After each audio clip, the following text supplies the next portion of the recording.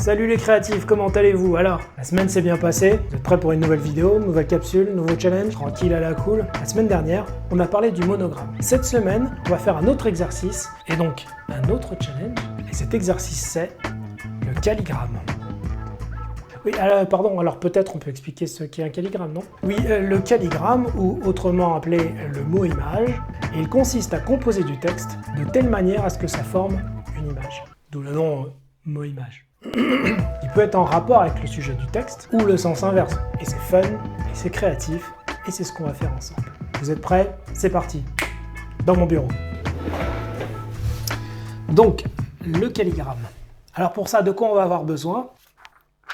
Du papier, un crayon, une gomme, parce que oui monsieur, ah non je vous l'ai déjà faite, et un feutre pour mettre à plat votre travail. Puis qu'est-ce qui manque? Une idée. Il faut donc choisir un mot qu'on va représenter par un dessin. Alors je vous propose qu'on commence par quelque chose de simple, quelque chose d'assez basique.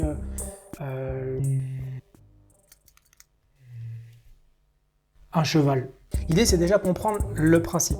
On va essayer d'imaginer ça comme une énigme, comme un puzzle, comme des Lego. On a notre forme globale et on a les blocs de construction, les petites briques qu'on va utiliser pour le faire. On a donc dit que pour moi ça allait être un cheval, vous choisissez celui que vous voulez. Et donc d'un côté on a les lettres C, H, E, V, A, L. Et d'un autre côté on a la forme qu'il faut qu'on fasse.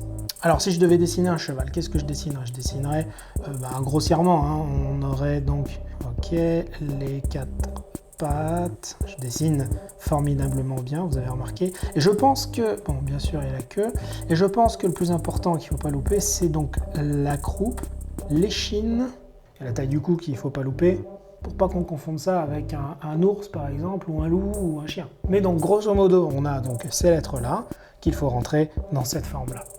Je vais essayer de respecter l'ordre des lettres du caractère, même si c'est pas toujours obligé, mais bon, si on veut faire quelque chose de lisible, c'est encore mieux.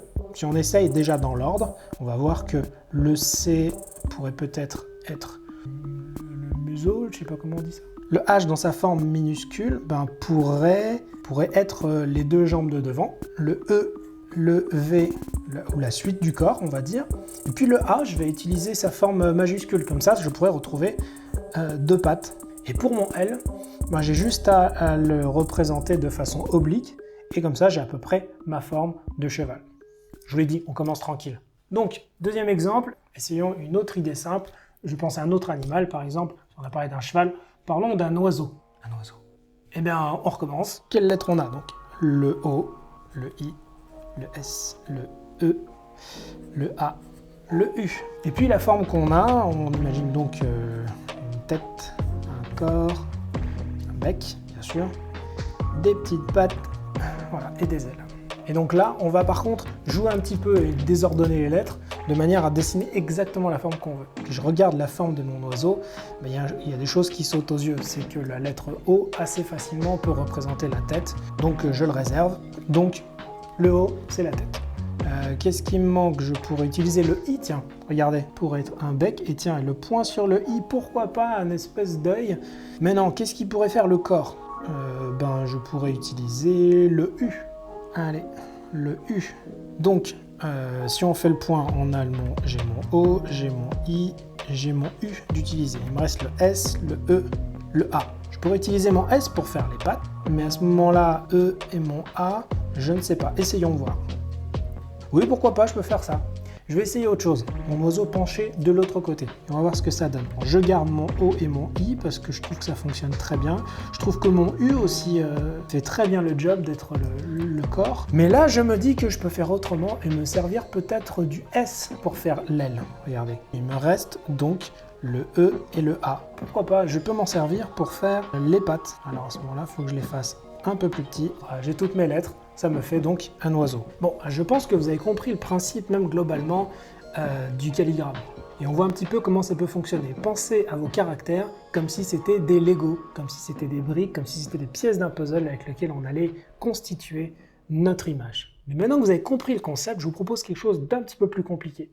On va pas faire un animal, on va faire un sentiment. C'est un peu plus compliqué parce que là, on s'attaque à un ressenti. Et donc, pour représenter un cheval, vous n'avez pas d'autre choix que représenter, ma foi, un cheval. Mais que dire du sentiment, par exemple, qui est la joie?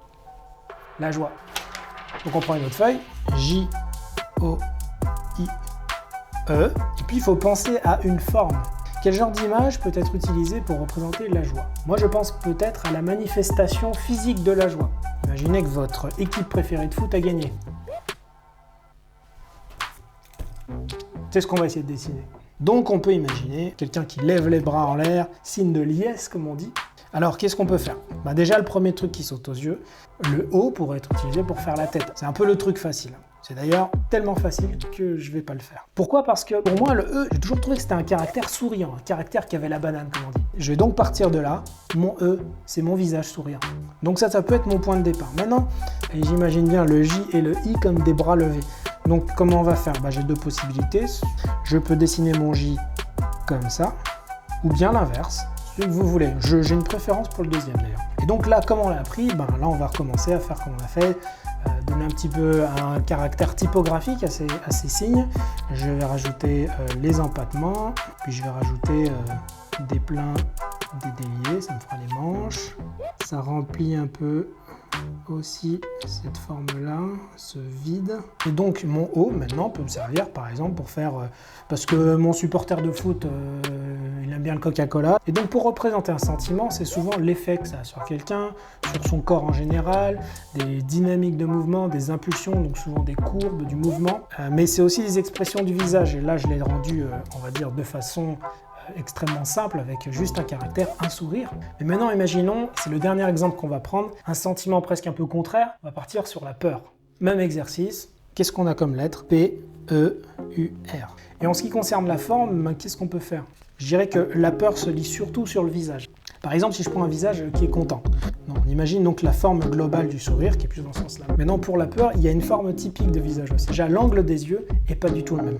La peur, je ferai l'inverse, donc j'aurai des yeux qui tombent comme ça. Puis la courbure de la bouche serait l'inverse de la joie ou du rire, ça serait plutôt comme ça. C'est ce qu'on va essayer de reproduire avec notre caractère, ok?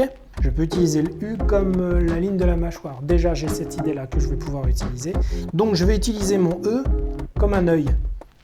J'ai même une cerne pour les yeux, donc ça c'est intéressant. Et donc qu'est-ce qui me manque? Il me manque un autre œil et une bouche.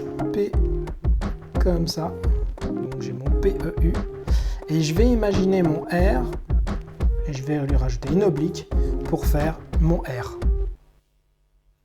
Je viens de dessiner un masque respiratoire en fait. Ça fait partie des hasards comme ça qui tombent bien et qui expriment vraiment quelque chose d'actuel. Voilà donc le principe général derrière le mot image, ou autrement dit, le calligramme. Alors, ça vous a plu? J'espère que vous avez découvert quelque chose, que vous avez apprécié cet exercice. Et encore une fois, on est curieux d'avoir le résultat. Êtes-vous prêts pour un nouveau challenge? Et pour ce challenge, on va vous donner un thème. Dites-nous en un mot ce que vous ressentez à l'approche du déconfinement. Il faut donc choisir ce mot et en faire un mot image. D'accord? Ce challenge, on va l'appeler Calligramme Challenge. Franchement, on a hâte de voir vos créations. Donc, pour participer au challenge, il suffit de liker la page Facebook d'Artcom, de s'abonner à l'Instagram d'Artcom, de poster votre calligramme ou votre mot image en ajoutant les hashtags Calligramme Challenge et Artcom Challenge. Alors Artcom Sup est la première école de design du pays, présente sur 2 villes depuis plus d'une trentaine d'années et formant en architecture d'intérieur et en design graphique digital sur des cursus Bac+3 et Bac+5. Artcom propose exceptionnellement de passer un test en ligne. Il suffit de prendre contact sur WhatsApp, sur le 06 48 40 00 22 pour Rabat ou le 06 61 80 58 73 pour Casa. Voilà, j'espère que cette capsule vous a plu. On se retrouve la semaine prochaine. Restez à la maison, soyez forts et surtout, soyez créatifs.